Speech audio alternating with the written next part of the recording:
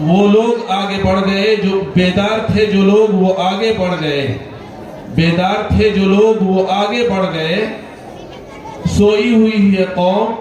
جگانے کی بات کر۔ حضرت مولانا مفتی مکرم حسین صاحب اسٹیج پر۔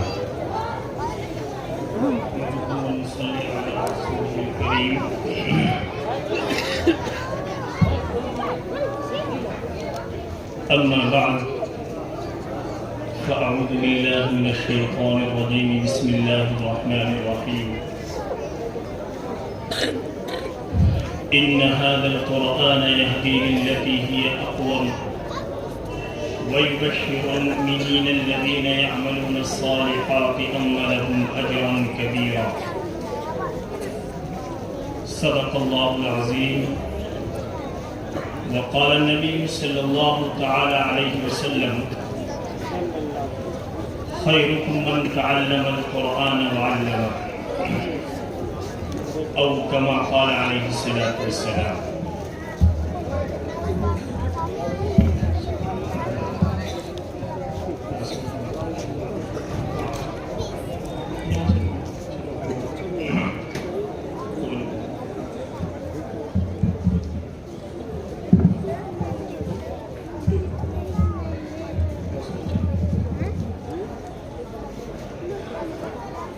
مسلمانوں اٹھو، قرآن کی دعوت کو پھیلاؤ، جہان بے اما کو عافیت کے راز سمجھاؤ، زمانہ آج بھی قرآن ہی سے فیض پائے گا، مٹے گی ظلمت شب العالم جگمگائے گا۔ اسٹیج پر جلوہ فروز حضرات علماء کرام اور میرے معزز بزرگوں اور نوجوان بھائیوں اور پیارے بچوں، اصل اور کلیدی خطاب تو جو ہمارے بڑے علماء کرام یہاں پر تشریف فرما ہے ان کا ہی ہونا ہے، لیکن اس مدرسے کی ذمہ داروں نے مجھے بھی حکم دے دیا، لہذا حکم کی تعمیل ضروری ہے۔ یہ ہم سب جانتے ہیں کہ آج کا ہمارا یہ پروگرام اور ہمارا یہ جلسہ اللہ رب العزت کی عظیم کتاب قرآن کریم کی نسبت پر قائم کیا جا رہا ہے۔ یقیناً بڑی بابرکت مجلس ہے اور یہ بابرکت رات بھی ہے اور بابرکت جگہ بھی ہے، چونکہ یہاں پر اللہ رب العزت کا کلام دن میں، رات میں اور صبح اور شام میں پڑھا جاتا ہے۔ یقیناً ہم سب کے لیے بڑی خوش نصیبی ہے، بڑی سعادت مندی ہے جو لوگ اس مجلس میں شریک ہو رہے ہیں۔ بزرگان اسلام، اللہ رب العزت کا یہ کلام بڑا عظیم کلام ہے، اتنا عظیم ہے کہ اللہ رب العزت کی ذات سے نکل کر آیا ہے اور اس کو لانے والا فرشتوں کا سردار ہے، اور جس نبی پاک کے سینے اطہر پر اس کو اتارا گیا وہ سرور کائنات ہے، کہ جس نبی پر یہ قرآن اترا ہے اس کے صدقے میں یہ عالم بنایا گیا ہے۔ شاعر نے کہا ہے کہ کتاب فطرت کے سر ورق پر جو نام احمد رقم نہ ہوتا تو یہ نقش ہستی ابھر نہ سکتا، وجود لوح و قلم نہ ہوتا، یہ محفل دن فقا نہ ہوتی، وہ جو امام امم نہ ہوتا، زمین نہ ہوتی، فلک نہ ہوتا، عرب نہ ہوتا، عجم نہ ہوتا۔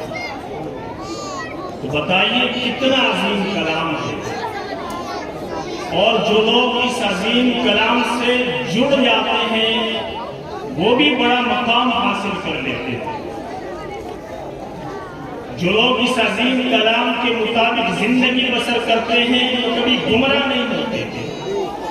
وہ کبھی پریشان نہیں ہوتے، وہ کبھی تکالیف میں نہیں پڑتے، چونکہ اللہ رب العزت اس عظیم کلام کے اندر خود کہتا ہے ان ھذا القرآن یہدی للتی ہی اقوم، کہ یہ ایسا قرآن ہے جو بالکل سیدھے راستے کی طرف رہنمائی کرتا ہے۔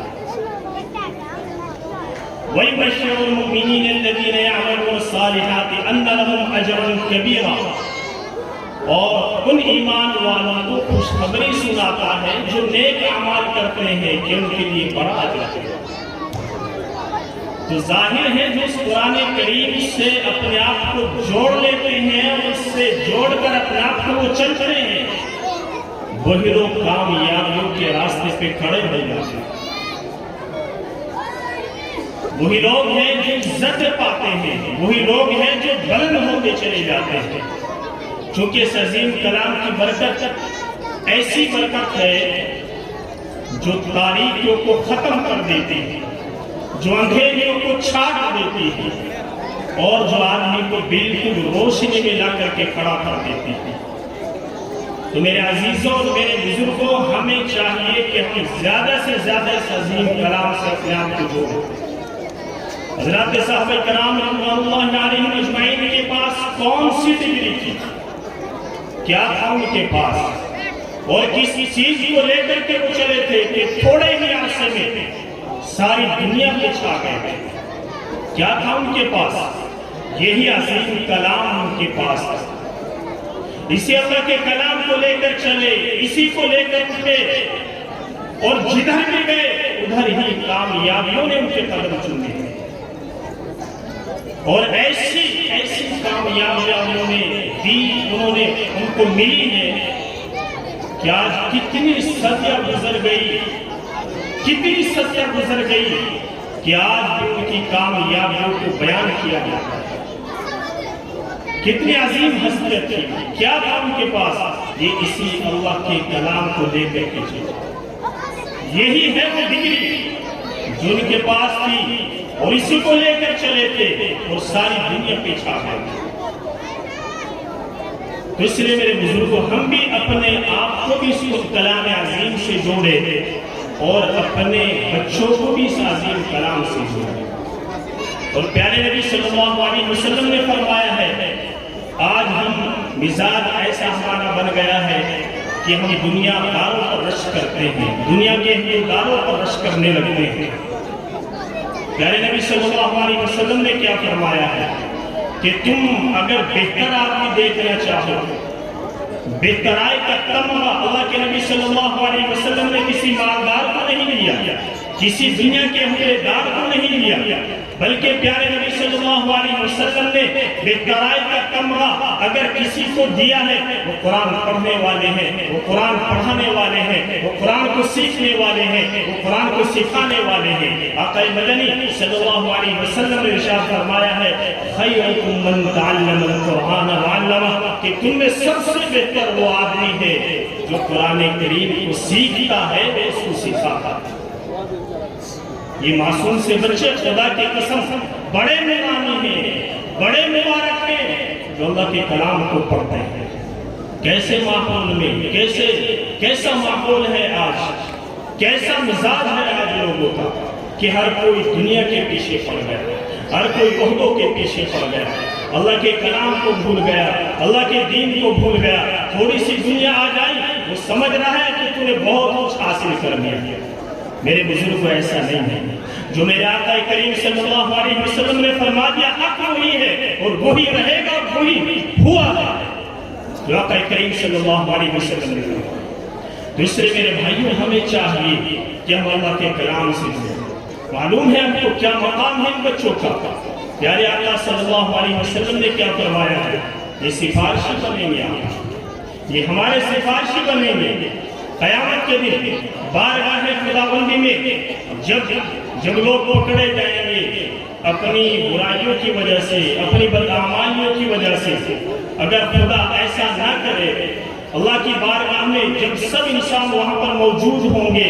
قیامت کا منظر ہوگا، ہر انسان کے سامنے ساری زندگی کا نچوڑ اس کے سامنے رکھا ہوگا، اور اس محشر کے جلسے میں اللہ کھڑا کر کر کے پوچھے گا وہ میرے بندے یہ زندگی کہاں گزاری ہے، وہ میرے بندے میں نے تجھے مال دیا تھا یہ تو نے کہاں خرچ کیا ہے، وہ میرے بندے میں نے تجھے جوانی دی تھی یہ جوانی تو نے کہاں لگائی ہے، وہ میرے بندے بتا آج حساب دے۔ آقا کریم صلی اللہ علیہ وسلم کا فرمان ہے کہ 5 سوال بندے سے ایسے ہوں گے قیامت کے دن کہ جب تک ان کے جواب نہیں دے دیے جائیں گے تو قدم اپنی جگہ سے ہٹ نہیں پائیں گے، وہیں کھڑے رہیں گے۔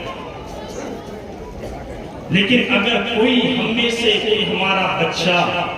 ہمارا پڑوسی، ہمارا بستی کا اگر ہم نے کوئی حافظ قرآن بنا دیا، قرآن اس کو پڑھا دیا، اگر کوئی ایسا ہوگا تو بارگاہ خداوندی میں ہمارے کام آ جائے گا،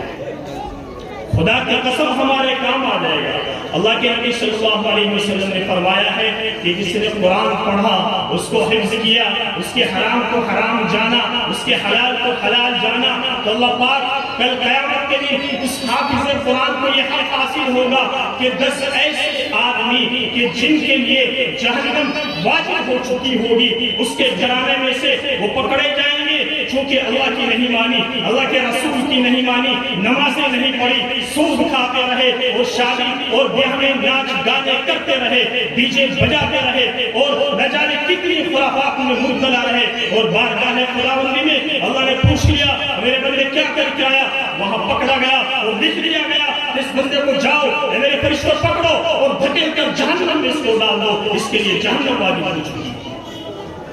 لیکن اگر نصیب اور قسمت سے کوئی اپنا قرآن کا حامل ہو،